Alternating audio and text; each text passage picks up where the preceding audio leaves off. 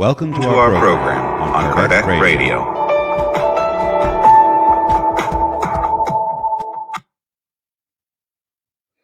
Hello, dear friends, and welcome, always welcome to Kardec Radio, where we nourish our souls 24/7, every day from morning till night, and even during the night if we wish to do that. Nourishment of our souls is as important, if not more important, than nourishment of our bodies, because the soul is, after all, the immortal part of us. So today we will continue our study of Genesis. Genesis is the fifth book that Allan Kardec wrote, and fourth book that Allan Kardec wrote. And we are here to study the miracles in the gospel. And today is going to be a special day. Not only are we going to talk about Jesus, of course, our guide and model, but it is also our last gathering on the subject matter of the miracles. But not to worry, we will continue next week, same place, same time, so God willing, and we will continue in the book Genesis, part 3, which is entitled Predictions. And there we find 3 further sub-chapters, and we'll begin with the theory of foreknowledge. Dear friends, it's going to be exciting. It's going to be a totally new territory that we will march on, so to speak, which we will be studying. But today, last time, on the miracles in the gospel, we find ourselves in chapter 15. And today we will be talking about the apparition of Jesus after his death. We know his body was moved into a tomb. There was a rock before the cave, or whatever we want to label it. And last week we talked about his body disappearing. And today we talk about, and we know that already, that his body, that he appeared to the disciples and Mary. So we're finding ourselves on page 353 in Genesis. And let me say hello to some of our friends before we start. There's Teresa, dear friend, thank you for joining. And I see 5 more friends, so please say hello so we can feel hugged and we can give hugs and we can appreciate your presence. It's more fun. The more the merrier, right? So page 353, the apparition of Jesus after his death. This section is from John 20. So, shedding tears, Mary Magdalene, however, remained outside, close to the tomb. We have to picture Jesus' body is in the tomb. Mary Magdalene is outside. And as she was weeping, she bent down to look inside the tomb and saw 2 angels dressed in white and seated in the place where Jesus' body had been, one at the head and the other at the feet. They said to her, "Woman, why are you weeping?" And she answered, "They have taken my Lord, and I do not know where they have put him." So we talked about his body's disappearance last week, but now it continues. Having said this, she turned around and saw Jesus standing there, but she did not know that it was Jesus. Interesting. So Jesus stood there, but she didn't recognize him. Thinking he was the gardener, she said to him, "Sir, if you are the one who took him, tell me where you have put Jesus, and I will take him." Jesus said to her, "Mary." She immediately turned towards him and said, "Rabboni," that is, "My Lord." Jesus responded, "Do not touch me, for I have not yet ascended to my Father. But go to my brethren and tell them from me, I am ascending to my Father and your Father, to my God and your God." Mary Magdalene then went to tell the disciples that she had seen the Lord and that he had told her these things. So before we continue, and before we go deeper into this, let us just take a mental note. Jesus appears to her and she does not recognize him. Okay? She thinks it's the gardener. And she only kind of gets alerted when he calls her name. So now it continues. On that same day, two of them were going towards a town called Emmaus, which was about 60 stadia from Jerusalem. They were talking about everything that had happened, and while they were talking and discussing the matter, Jesus himself came to join them and began walking with them. So this was the disciples, right? But their eyes were restrained so that they could not recognize him. He asked them, "What have you been talking about as you walk along? And where have you come from that you are so sad?" Again, Jesus appears all of a sudden. He walks with them. They don't see him. They don't recognize him. Mental note to self. What does that mean? Let's continue. One of them, named Cleopas, asked him, "Are you so foreign to Jews of Jerusalem that you do not know what has happened these last few days?" So they're trying to educate Jesus because they don't recognize him. "What has happened?" Jesus asked. They answered, "Regarding Jesus of Nazareth, who was a powerful prophet before God and before all the people, and about the way in which the chief priests and our elders handed him over to be condemned to death and crucified him. We were hoping that he was the one who would redeem Israel. But now this is the third day after such things occurred. It is true that certain women of those who used to be with us have surprised us, for they went to his tomb before daybreak, and not having found his body, they came back to say that angels had appeared to them, saying that he was alive. And some of us also went to the tomb and found everything according to what the women had told them. But as far as for him, they did not find him." So the disciples are explaining to Jesus, who is walking with them to this town, Emmaus, the whole story. The body is gone, but they're looking for him. Then Jesus said to them, "O foolish ones, whose hearts are slow to believe in everything that the prophets have said. Did not the Christ have to suffer all those in order to enter into his glory?" And beginning with Moses and them with all the prophets, he explained to them what all the scriptures had said about him. So he's telling them, "Oh, you foolish guys. The prophets have already told you that Jesus Christ had to suffer all these different moments in his life." When they were near the town to which they were headed, he seemed as if he were going to go farther, but they urged him to tarry, saying, "Stay with us, for it is late, and the day is already fading." They're telling Jesus.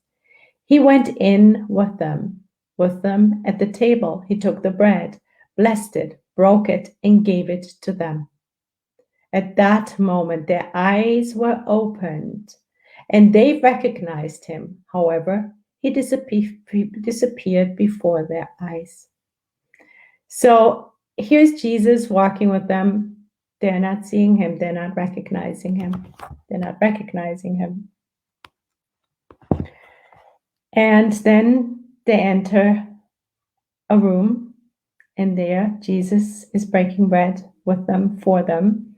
That's when their eyes open and they can see him for a moment, and boom, he's gone. He disappears again, right? So this is another scenario where he appears to the disciples, but we're taking note of how he appears, and that's important later. Okay, we're going to continue. Then they said to each other, "It is not true that our hearts burned within us as he was speaking with us on the road, and as he was explaining the scriptures to us."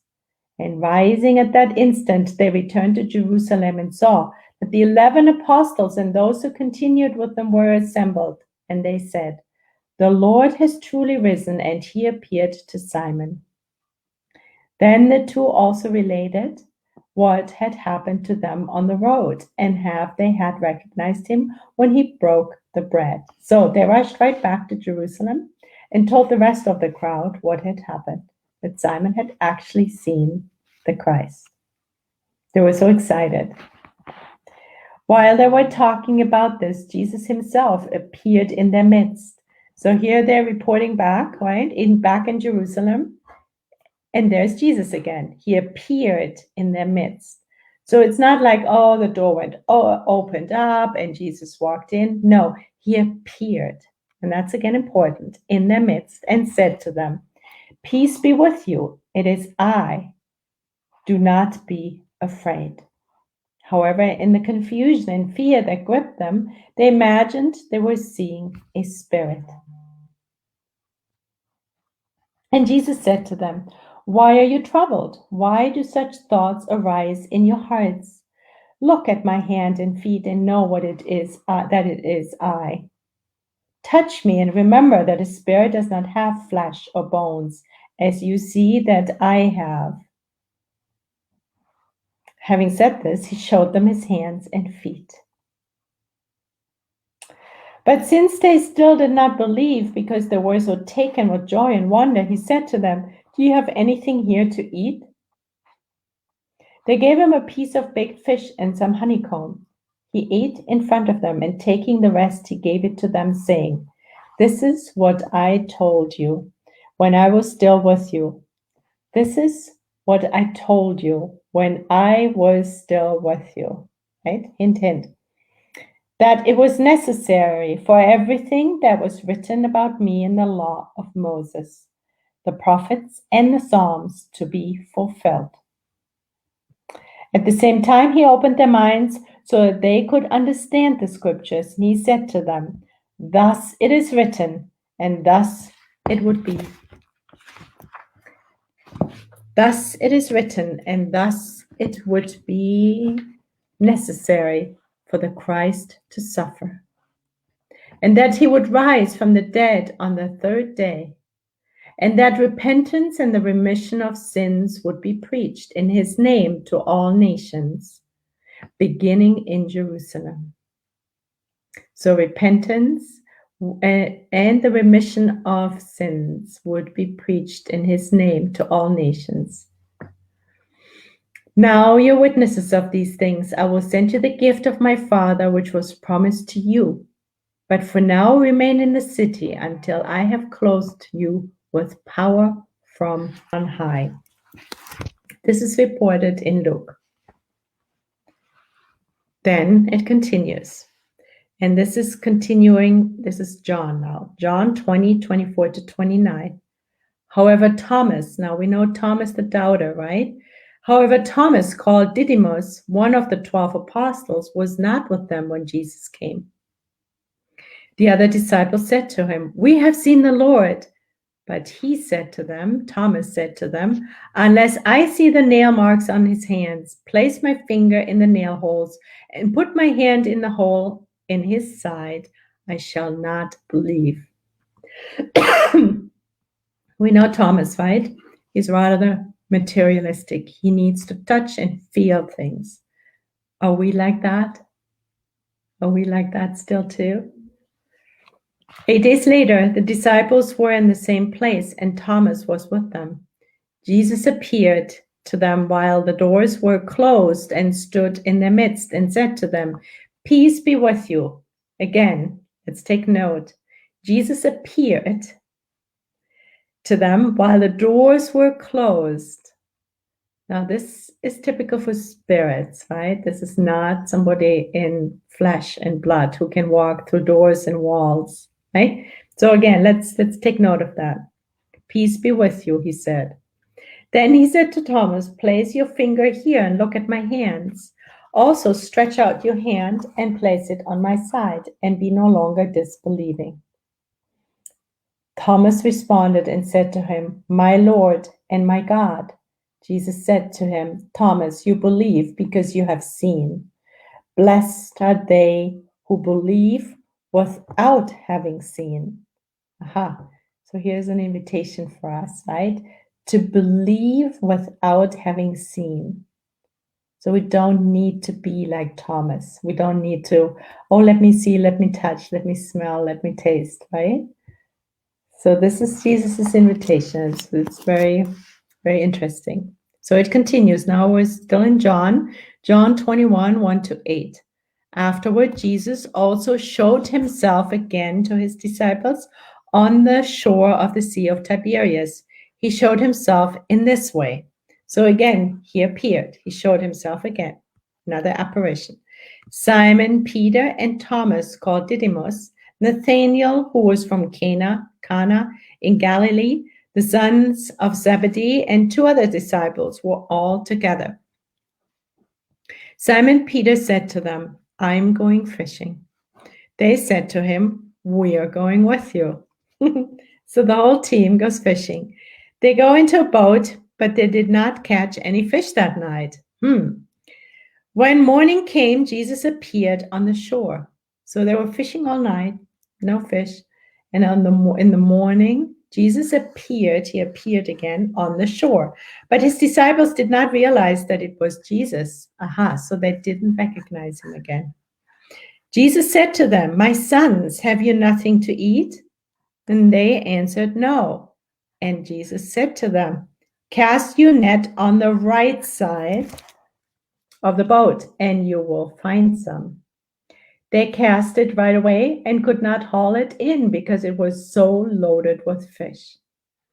So I heard once, I just want to, apprentices, just want to add that because I thought it was fascinating.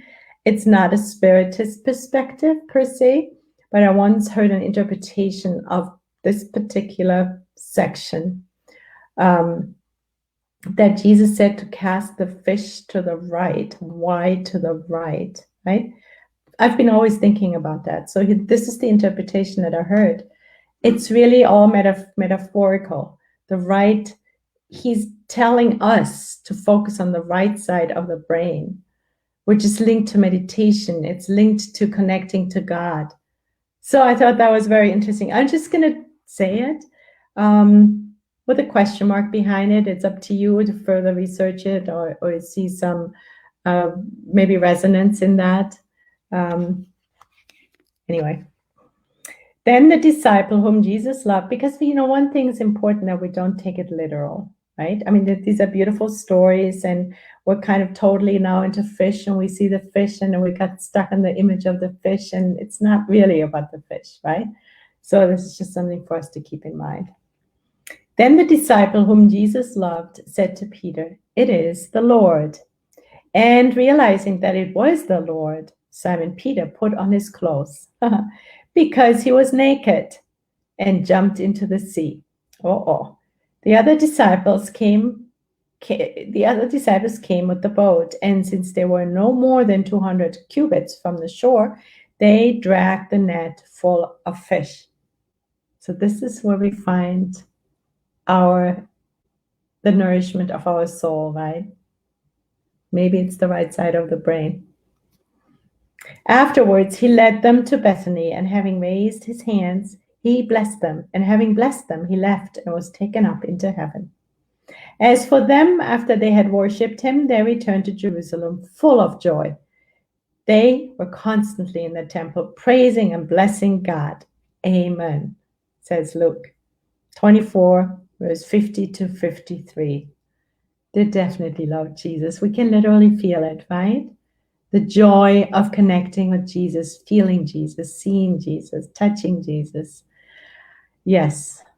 And that is our invitation too, right? To always open our hearts to Jesus, because we are not at a place anymore, we hope, where we actually need proof, where we actually need to touch him, right? So before we go into Alan Kardec's explanation, let us go back, chapter 14, and that is entitled The Fluids. Now, several months ago, we studied them, and it's always good to go back, because all of this is really based on the study of the fluids. The apparitions are based on the fluidic body. The perispirit plays a huge role in everything, particularly explaining the so-called miracles that we read in the gospel that we've learned now in the past few months are not miracles. And why are they not miracles? Even the healings? Well, because they can be explained through God's laws, through the law of nature, through the natural law. And the minute there is a law and it can be replicated, it happens more than once. It's not an isolated event, and it can be spiritually, scientifically explained. At that very moment, it's not supernatural anymore. And that is thanks to Allan Kardec, thanks to Spiritism, that we finally have clarity. So Jesus appeared to the disciples and to Mary Magdalene and to some others repeatedly. And every time he was appearing, and those he appeared to had problems recognizing him or seeing him. They went in and out their vision, so to speak. So in chapter 14, we're now reminded that spirits act upon the spiritual fluid, which is the universal cosmic fluid, but they do not manipulate them like humans manipulate gases. Now, how do spirits act upon the spiritual fluids? They use thought and will, which is for spirits what hands are to humans. So we manipulate our environment with our hands primarily, right? We want to move a table from here to there. We can't will it yet to move. We have to actually use our hands. Now, spirits use their thought and their will. In Emmanuel, we learn in chapter, I think, 3 of the book Thought and Life about the power of the will. The will is the CEO of our mind, of our brain. It's the one that's in charge. If we want to do, think, feel, say, express something or do something, then we execute it with our hands as long as we're incarnated. When we're in spirit form, that's not necessary, because thought and will are for spirits what hands are to humans. By means of thought, Allan Kardec says, spirits impress upon the fluids this or that direction.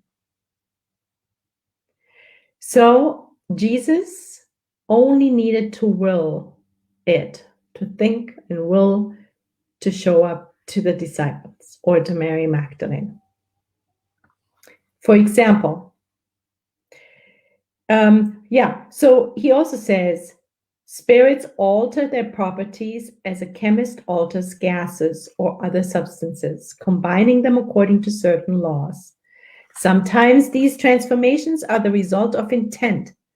Frequently, they are a product of an unconscious thought. Now, we know in Jesus's case, there was most likely nothing unconscious about him. He was a very elevated spirit, right? So now, let's look at the apparition. This is how a spirit makes itself visible to an incarnate endowed with psychic sight, wanting to make themselves visible, changing the perispirit to a point through by means of the will and thoughts that they will appear to an incarnate.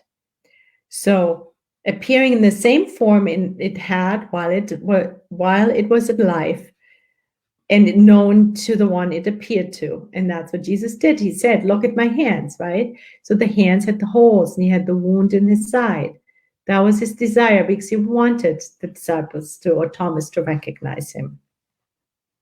It presents itself in the same clothing with the same outward signs, infirmities, scars, amputated limbs that it had then in the previous incarnation. It's exactly what happened. This does not mean that it has retained such an appearance. Certainly not. For a spirit, it is not lame or maimed. By going back in thought to the time in which it had been this way, its perispirit instantly takes on the appearance. So Jesus just willed to look like that and show himself. Since the fluids are the vehicle for thought, thought acts upon the fluids as sound acts upon the air. So That is step number one that we're recalling in our conscious mind. Step number two is the chapter actually on apparitions, because Jesus appeared, right? This was an apparition, and that's in chapter 14 also, also part of the fluids, and it's titled, it's item 35, if you want to look it up or earmark it, apparitions. And here we're recalling. In its normal state, the perispirit is invisible. But since it is formed of ethereal matter, the spirit can, in certain circumstances and through an act of its will, cause it to undergo a molecular modification that renders it momentarily visible. Right? This is how apparitions are produced.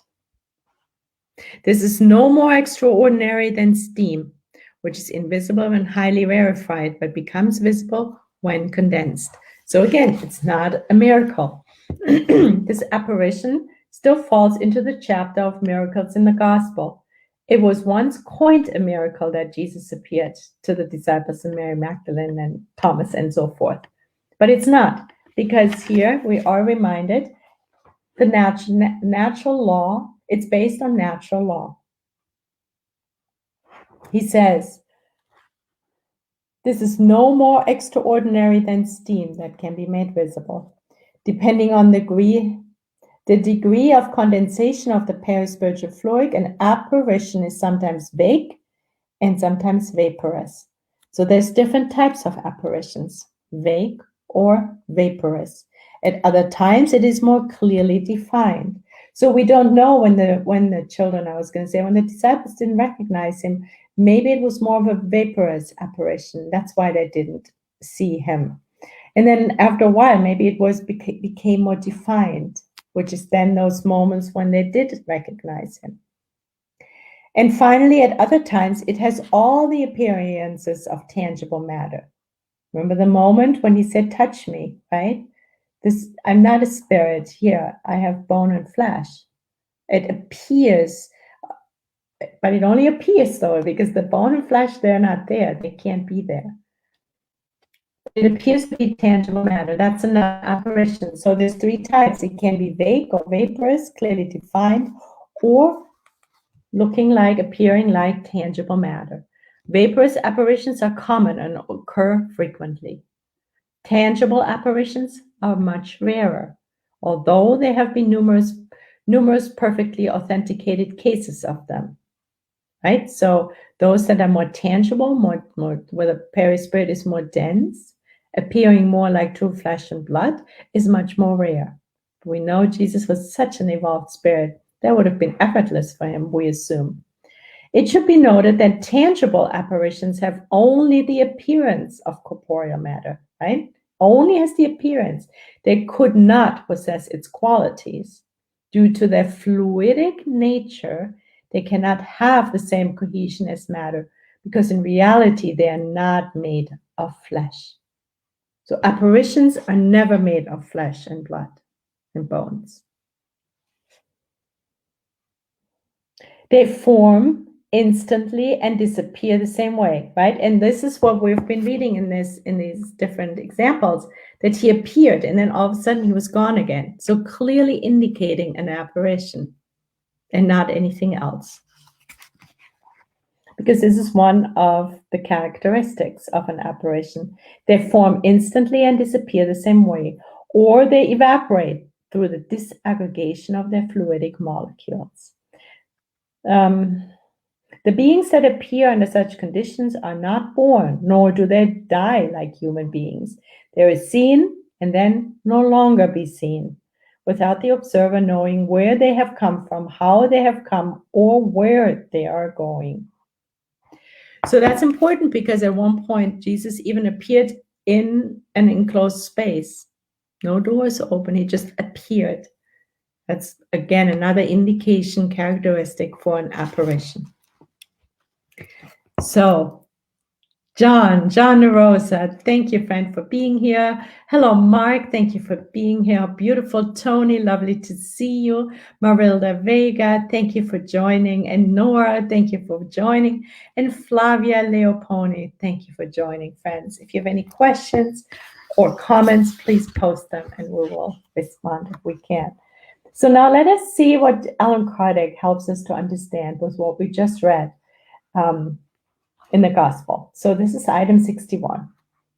The apparitions of Jesus after his death are narrated by the evangelists with circumstantial details. It's true. They're very clear, right? That he appeared and then he disappeared and where and how and right? So they're very clear in their stories. Circumstantial details that allow for no doubt as to their reality, according to Alan Kardec. What is more, the apparitions are perfectly explained by the fluidic laws and the properties of the perispirit and present nothing abnormal, with the phenomena of the same genre of which ancient and contemporary history offer numerous examples, to the point of not even excluding tangibility. So this is important, right? Alan Kardec is clear, crystal clear. A, it's not a miracle. B, it's an apparition. The evidence is circumstantial in how the apostles are describing it. And it is not, it has happened many times, because a miracle is defined by just having one occurrence, and that's it. It's one definition of a miracle. So it's clear it's not a miracle, and it's clear to Alan Kardec it's an apparition, because we just went back and we looked at the fluids and the nature of the perispirit. It makes total sense, right? So let's see. If one would observe the circumstances that accompanied his many apparitions, one would recognize in him at such moments all the characteristics of a fluidic being, as we just looked at, right? He appears unexpectedly and disappears in the same way, right? It's like, bloop, pop up, and then disappear. That is, as we just rehearsed, a typical characteristic of a perispirit. He is seen by some, but not by others. That too is typical, because not everyone can see spirits, apparitions. And that is either because we don't have the faculty and or we're not the ones who are supposed to see in the spirit. So there's different reasons, right? Or a combination of them. So he's seen by some, but not by others. So if it's a physical body, of course, everyone sees it, unless somebody's blind. But that's not what we're talking about. Under appearances that make him unrecognizable, even to his disciples, he shows himself in closed rooms where a corporeal body could not enter. Even his language lacks the verve of a corporeal being. It has a brief and succinct manner peculiar to spirits who manifest in that way. In other words, all his attitudes denote something that is not of the terrestrial world. It also explains why the disciples of Mary Magdalene thought it was a gardener. She did not recognize him. It's not because she's stupid or blind or something like that. No, it's because it's a vaporous body. Can't always see it, right? Some of us can never see them. Some of us can sometimes, but not always, right? In other words, all his attitudes denote something that is not of the terrestrial world.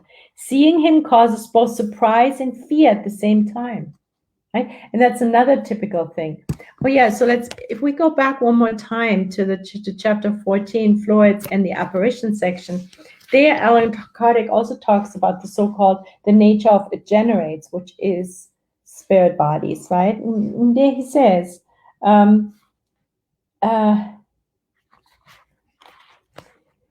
in their entire person, in their steps, there's something strange and unusual that derives from their materiality and spirituality. So apparitions, there's something strange. It's not like us, right? Their gaze, vaporous and penetrating at the same time, does not have the clarity of the gaze through corporeal eyes. Their speech is brief and almost always terse, possessing nothing of the luster or volubility of human speech. See, it's all different. Their proximity makes one feel an odd, indefinable sensation of unease that inspires a sort of fear, right? And they were also spooked when they saw him. And this is all, it makes for perfect sense, right? We can agree. Seeing him causes both surprise and fear at the same time. His disciples cannot speak with him with the same freedom as before. They sense that he's no longer a man. Spooky. And it's just imagine for a moment. We see a spirit. We see Jesus. We even if we just saw, any spirit, like literally right in front of us, unless we have that continual capacity, it could be scary for a moment, right? It's like, ooh, what's that? Right? Jesus, however, showed himself with his perispiritual body, which explains why he was seen only by those whom he wanted to see him. And that is something we studied a few weeks or months ago, that when a spirit appears in a group or to a person, even within a group, not everyone may see the spirit. Because perhaps the spirit doesn't want to be seen by certain people in the group, and or B, could be both. The person doesn't have the capacity to see perispiritual bodies, right? So here, he showed himself with his perispiritual body, which explains why he was seen only by those whom he wanted to see him. If he had had his corporeal body, he would have been seen by the first one who came to him, just as when he was alive. His disciples, being unaware of the primary cause of the phenomena of apparitions, did not perceive their particularities, which they probably did not notice. The disciples were fishermen. Spiritism didn't exist then. Science hadn't reached the same point. People weren't educated the way we are. We're not as educated as we are. And thanks to Spiritism, we can now explain apparitions scientifically, literally. Back then, they didn't have that concept. So of course they would be a little freaked out, right? Surprised. They did not perceive these particularities, which they probably did not notice because they didn't have any mental knowledge about them. Since they saw Jesus and touched him, to them, this must have been his resuscitated body.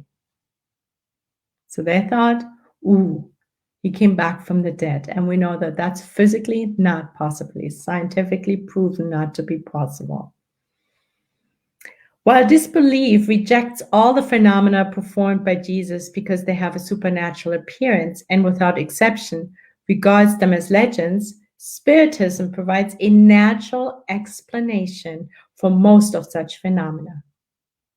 And that's where the myth of all of what Jesus did during his lifetime, which were for thousands or at least hundreds of years called miracles, are now perfectly natural.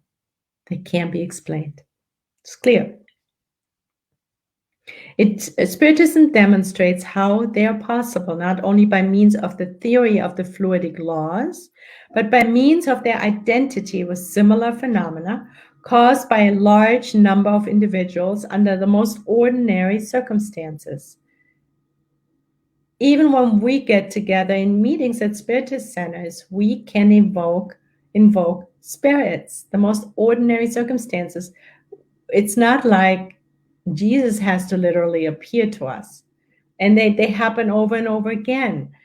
And one more time, it's only a miracle. One of the definitions of a miracle is that it's a one-time occurrence. So it's a fairly regular event. Since the phenomena are more or less in the public domain, they prove nothing in principle concerning the exceptional nature of Jesus. So the fact that he appeared does not prove that Jesus was an evolved, super highly evolved soul. It doesn't prove that Jesus was exceptional, because you and I, we've probably experienced the presence of spirits, right?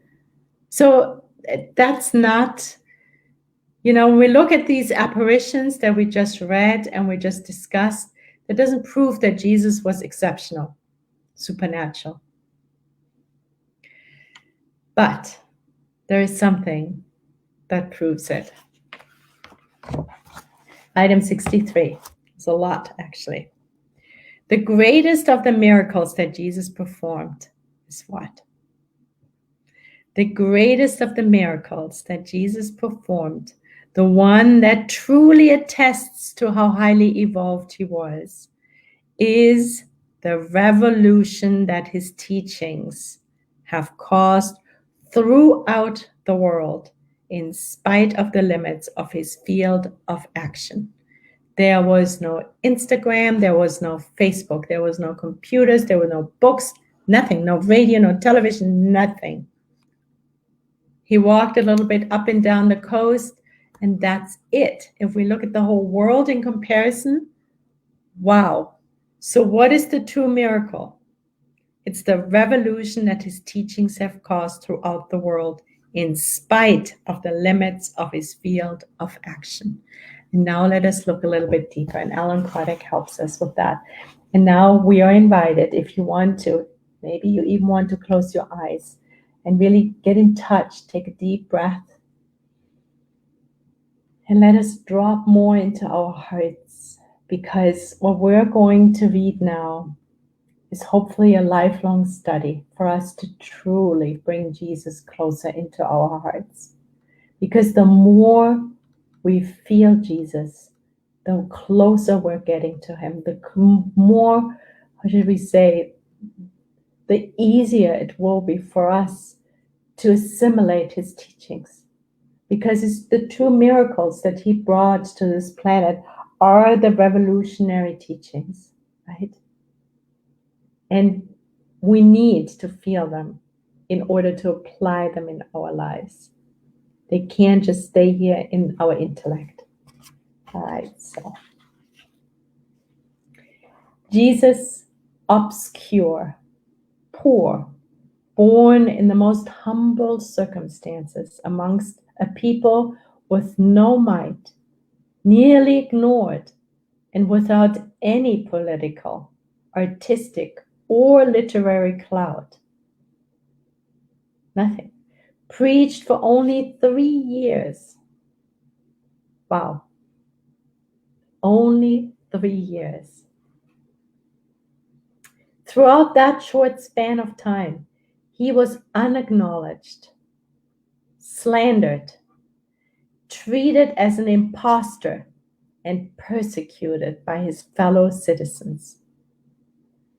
Can we even imagine how that would feel? Born in the stables among the animals, not a penny in our names, no shelter, nothing, no car, nothing. No might, no political, artistic, or literary clout. Only 3 years to get our message across. Unacknowledged, slandered. How painful is slander? If we only get slandered once, we're already devastated. Treated as an imposter, knowing that he is the governor of this planet. Mistreated. Persecuted by his fellow citizens. He had to flee in order not to be stoned to death. He was betrayed by one of his own disciples and denied by another. He was abandoned by all of them at the moment he fell into the hands of his enemies. How painful. Can we feel this? It's about feeling it, right? Because if all of this happens to us even just once, or only a few of those hardships, we're so devastated. And this is hopefully helping us to strengthen our sensitivity towards mistreatment. Because look, our guide and model, our master, went through hell and back and lost his life over this.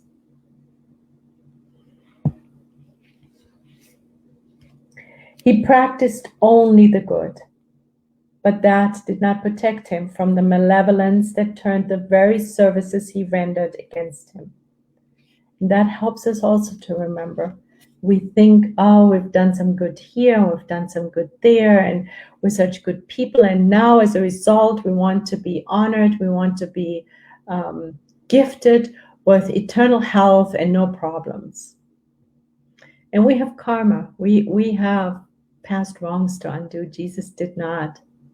And it did not save him from any of it. Right? Hopefully we can be more tolerant as a result as well. Condemned to a death reserved for criminals, he died ignored by the world. Contemporary history is silent on this account. He wrote nothing, nonetheless, aided by a few individuals who were as obscure as he was. His word was sufficient to regenerate the world. He never put anything on paper. He was surrounded by so-called insignificant people. None of them had power in the outwardly sense. And yet, his word was sufficient to regenerate the whole entire world to this day.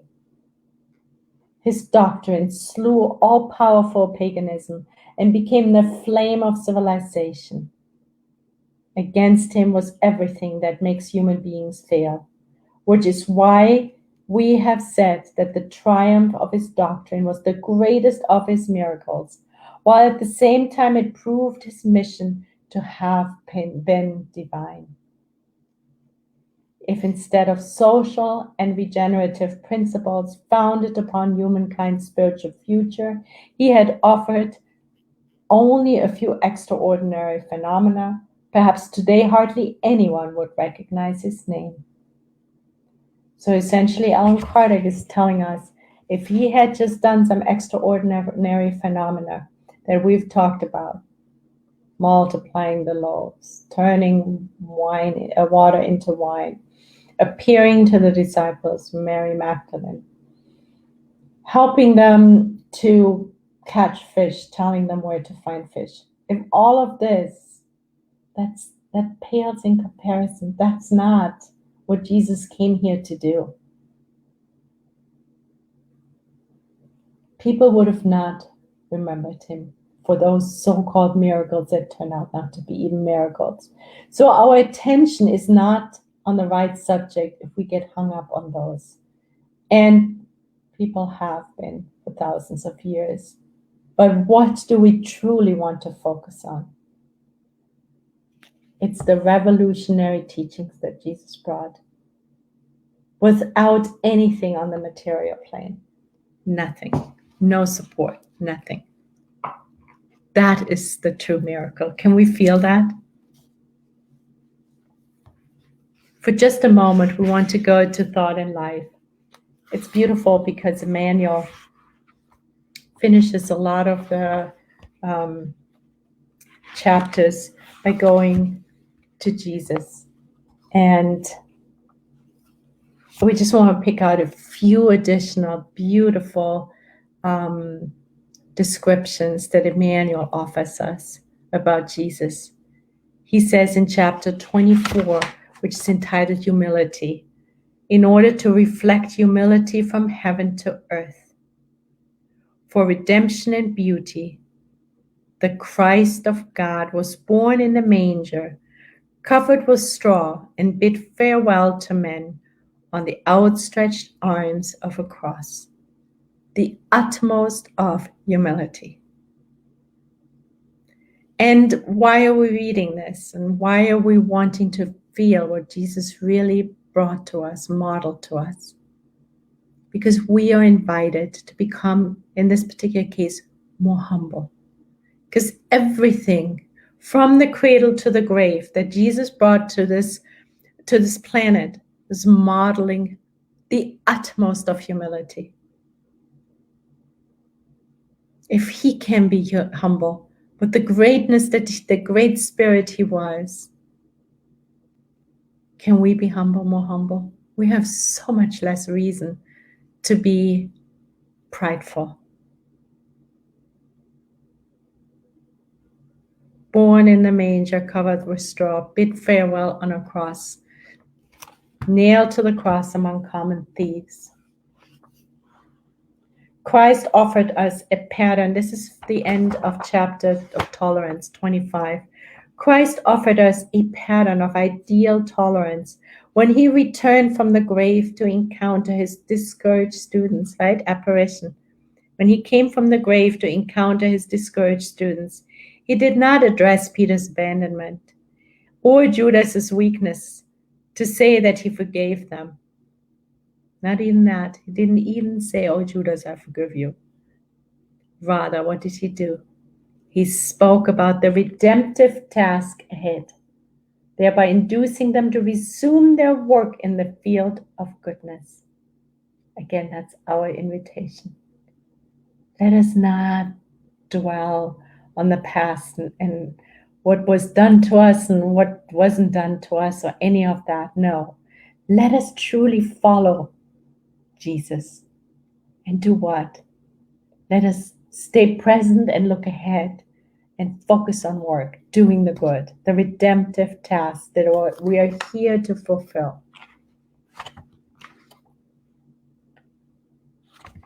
Was there one more? I think there was one more. The last chapter, of course, Emmanuel Pig's Love, is the culmination of this book. He says, this is the reason why Jesus, the divine example, whom God sent to earth to enlighten us, always takes the love of the Father as his source of inspiration. Another invitation for us. It's not like, oh, look how great I've done and look at me and my idea. No, it's from the Father. It's from God. We are the vessels to spread God's love.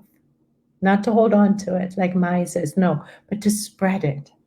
And Jesus modeled that to us too. He didn't say, oh, I and my love. No, it's the Father's love. Jesus loved without expecting to be loved. Another invitation for us. Loving without expecting to be loved. And while helping others, never had any thought of being recompensed in return. On descending to the human sphere out of love, Jesus humbled himself out of love, helping others and suffering out of love. Passed through the world with his thoughts raised up to the celestial Father, reflecting his wisdom and mercy. And in order that the thoughts and lives of all of us should reflect his footsteps of light, he left us in the name of God, his unforgettable commandment. He left us his unforgettable commandment. Love one another as I have loved you. Oh, it's so beautiful, isn't it? It's so lovely. We're so grateful for Jesus. We're so grateful for Emmanuel. We're so grateful to Allan Kardec, Spiritism, Kardec Radio, all of you for joining. It feels like a celebration, right? It's just so beautiful if we can just feel Jesus and allow him in and really following his examples in every thought and every feeling, every word and every action. Seeking the good, visualizing the good, feeling the good, and molding the good with all the resources we have at hand. Thank you, God. Thank you, Jesus. And so be it, dear friends. Next week, we will be starting the third part of Genesis. And we'll be talking about next week. Hold on, let's just get the exact title if we can. So this is part 3, predictions, the theory of foreknowledge. God bless you, friends. Have a beautiful week.